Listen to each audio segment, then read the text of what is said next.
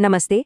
कभी सोचा है कि सिर्फ एक शब्द, जी हाँ, बस एक शब्द किसी की पूरी जिंदगी बदल सकता है? आज हम एक ऐसी ही कहानी सुनने वाले हैं।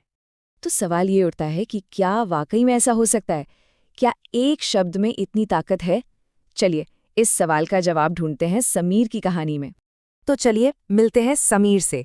समीर एक ऐसा नौजवान था जिसकी जिंदगी में ना बस अंधेरा ही अंधेरा था। मतलब पूरी तरह से फ्रस्ट्रेशन और नाउमीदी में डूबा हुआ। उसे लगता था जैसे वो किसी गहरे अंधेरे कुएं में गिर गया है, जहां से निकलने का कोई रास्ता ही नहीं है। दूर दूर तक उम्मीद की कोई रोशनी नहीं। अब सोचिए, उसके दिन कैसे गुजरते होंगे? बिल्कुल बेजान, बिना किसी जोश के। और रातें रातें तो और भी बुरी थीं। एक अजीब सी बेचैनी में कटती थीं। ना दिन में चैन, ना रात में सुकून। लेकिन कहते हैं ना, हर रात की सुबह होती है। समीर की जिंदगी में भी एक मोड़ आया। एक बारिश वाली शाम को कुछ ऐसा हुआ जिसकी उसने कल्पना भी नहीं की थी, और उसी एक घटना ने सब कुछ बदल के रख दिया। तो जरा उस सीन को इमेजिन कीजिए। बाहर जोरों की बारिश, घर की बत्ती गुल, और समीर मोमबत्ती की भीमी रोशनी में अपने दादाजी का एक पुराना संदूक खंगाल रहा है। एकदम शांत, ठहरा हुआ माहौल। और उसी संदूक के अंदर उसे मखमल के कपड़े में लिपटी एक पुरानी कुरान मिली। सालों हो गए थे उसने इसे छुआ तक नहीं था। बस यूं ही एक कोने में पड़ी रहती थी, भूली बिसरी। बस ऐसे ही बिना कुछ सोचे उसने उसके पन्ने पलटे, और उसकी नज़र एक आयत पर जाके ठहर गई। इकरा बिस्मे रब्बिकल्लज़ी खलक, जिसका मतलब है पढ़ो अपने रब के नाम से जिसने तुम्हें पैदा किया। लेकिन उस पूरी आयत में से बस एक शब्द उसके दिलो दिमाग पर छा गया। इकरा, यानी पढ़ो।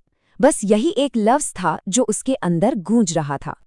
और बस उसी पल समीर के लिए पढ़ने का मतलब ही बदल गया।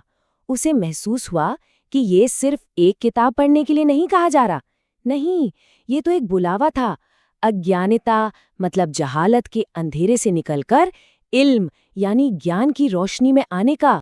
तो अब समीर के लिए इकरा का मतलब था ज्ञान हासिल करना और अपनी अज्ञानता को पीछे छोड़ देना। उसे पहली बार ये एहसास हुआ कि शायद उसकी जिंदगी की सारी उलझनों की जड़ यही अज्ञानता ही थी। तो फिर क्या था? उसने इसी एक शब्द को अपनी जिंदगी का मूल मंत्र बना लिया।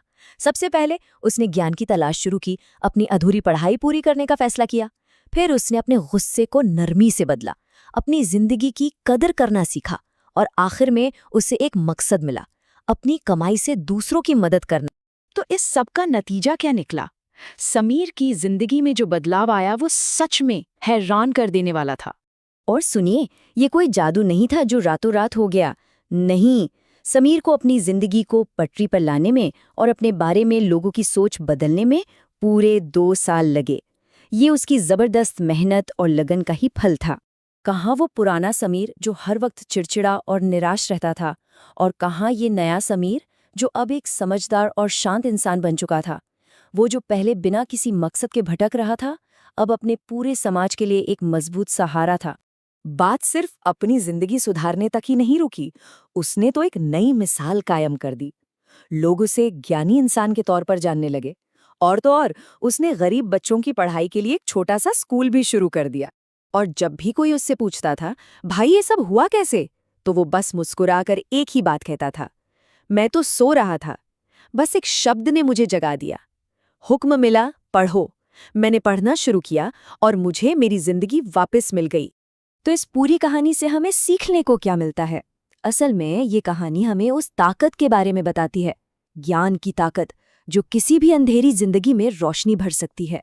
मतलब साफ है, तरक्की और बदलाव का रास्ता हमेशा ज्ञान से ही होकर गुजरता है। जब कोई इंसान खुद को, अपने आसपास की दुनिया को समझने के लिए पढ़ना शुरू करता है ना, तो जिंदगी के सारे अंधेरे खुद ब खुद दूर होने लगते हैं। और आखिर में ये कहानी हमें एक बहुत ज़रूरी सवाल के साथ छोड़ जाती है। हम सब की अपनी अपनी कहानी में वो एक इकरा, वो एक शब्द या वो एक आइडिया क्या हो सकता है जो हमारी ज़िंदगी को भी एक नया मकसद दे दे? इस पर सोचना तो बनता है।